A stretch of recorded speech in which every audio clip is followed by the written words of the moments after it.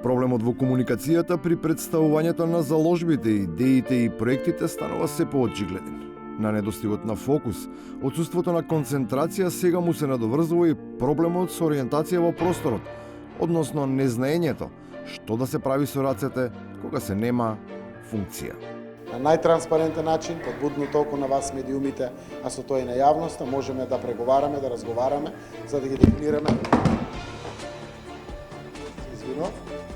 Оние пак кои се обидуваат да се дограбат до микрофонот, не можат ниту да го прочитаат како што треба тоа што им го имаат напишано.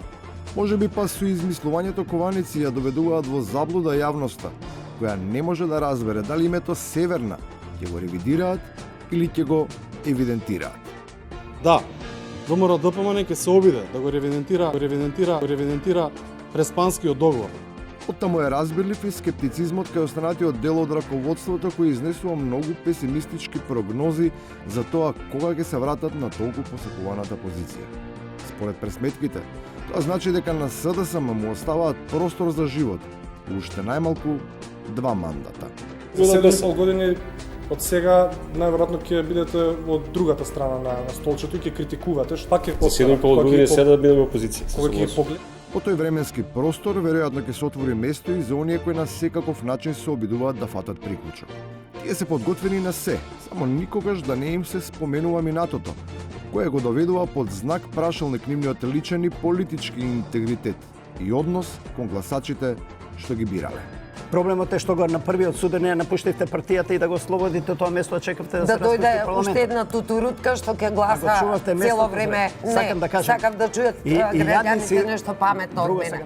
Присуството на тутурутки во политиката е забележливо, особено такви кои се чукаат во гради сакајќи да нагласат својата голема мажественост, на недоличен начин изразуваат навреди за нечи избор на изглед, непримерно карактеризирајќи ја нивната полова припадност.